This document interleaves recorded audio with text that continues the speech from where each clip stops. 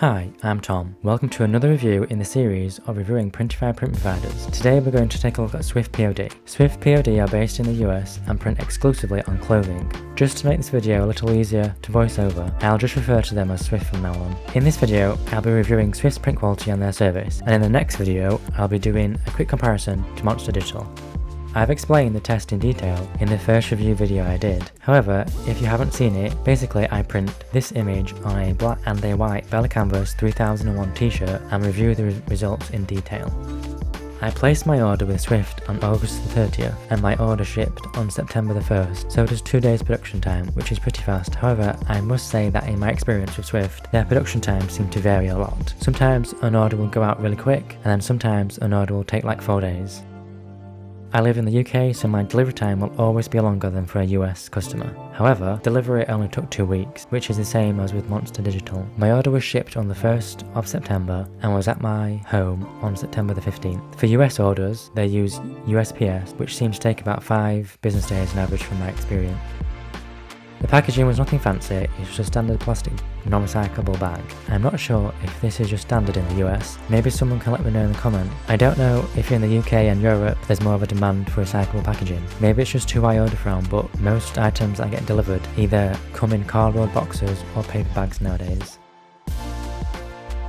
At the time of purchase, the shirts were around $7.69 each. However, they have recently put the prices up, with prices ranging from $7.64 all the way up to $14 per shirt. This is the pricing with an active Printify subscription.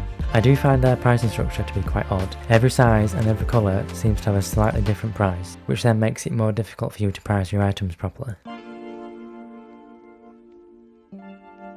My initial impressions were slightly negative, especially on the white print on the black shirt. It just looks super patchy. However, all the colours seemed good and everything looked crisp and full of detail. After looking at the print for longer and comparing it to other print providers, I can definitely see that Swift's print is slightly less saturated, but that's not a negative. The colours look more real and more true to life. Another thing I noticed is that Swift's print is super sharp and crisp. All the fine lines have printed well with no blurriness at the edges. Overall, I'm really liking Swift's print, so let's get into the details. On the Printify website, the print area for Swift seems a lot smaller than some of the other print providers. The size of the print area is 6,692 by 4,800, compared to Monster Digital, for example, which has a print area of 4,500 by 5,100.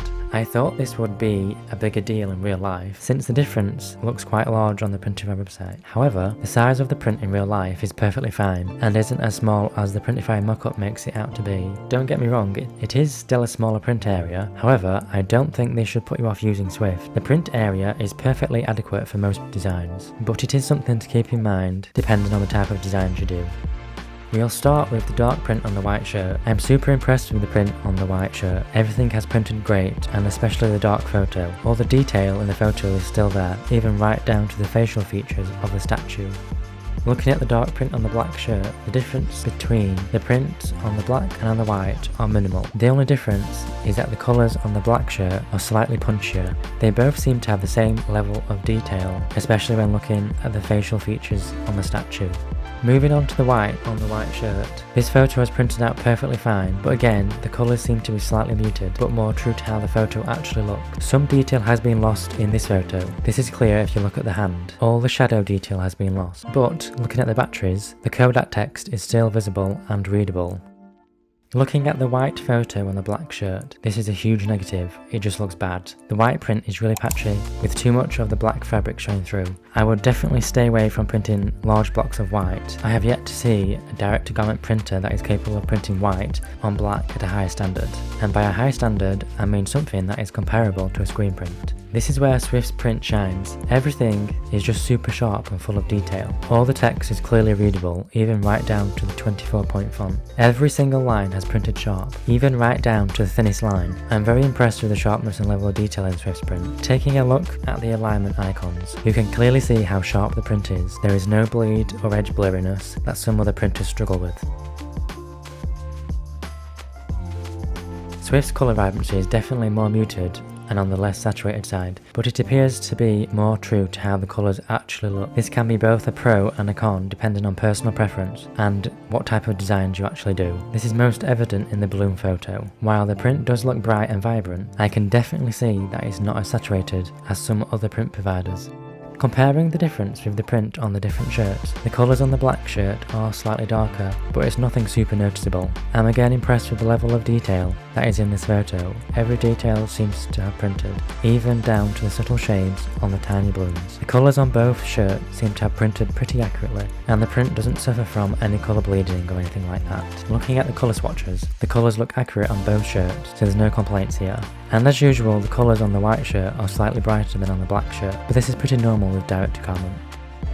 Some people swear that using an off-white instead of a true white results in better prints, but I'm just not finding that to be true. Look at all the off-whites on the black shirt, they all just look white, and they are all just as patchy as one another. So using an off-white with Swift really doesn't seem to affect the final print. The off-whites are only visible on the white shirt.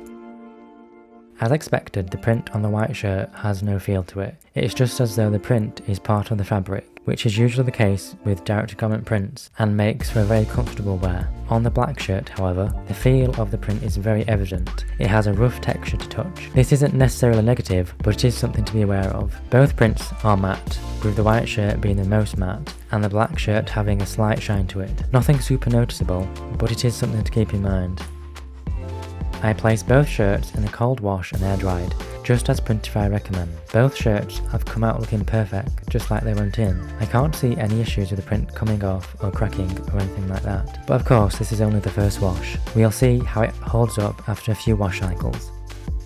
In conclusion, I'm very happy with Swift's print. Both prints are super detailed and the colours are accurate if not slightly less saturated, only let down by the white print on the black shirt. However, I think you'll find this is the case with all direct-to-garment prints. I would just stay away from printing large blocks of white in general. Moving away from the print quality, their production times were good and so were the shipping times, even to the UK. My only negative with them is their odd pricing structure, with the same shirt varying from $7 all the way up to $14 depending on the colour or size. This just makes it hard to price your items and maintain a healthy profit. If you can get past their odd pricing and their slightly smaller print area, I think Swift offer great print quality and good production times. However, if colour vibrancy is the most important factor for you, then I would consider looking elsewhere.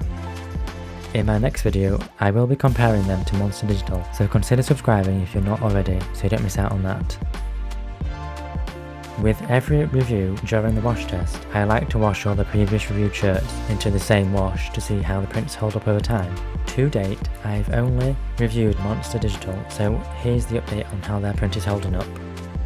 So Monster's print has now been washed twice, and unfortunately the print on the black shirt is starting to come off, which is hugely disappointing, and I would expect the print to last a lot longer than this. The print on the white shirt, however, seems to be doing fine. Again, I will keep washing this shirt and every other shirt I wash to see how the prints hold up over time, and to see which print provider offers the most durable print. Thank you for watching. If you want to learn more about print on demand, please consider subscribing.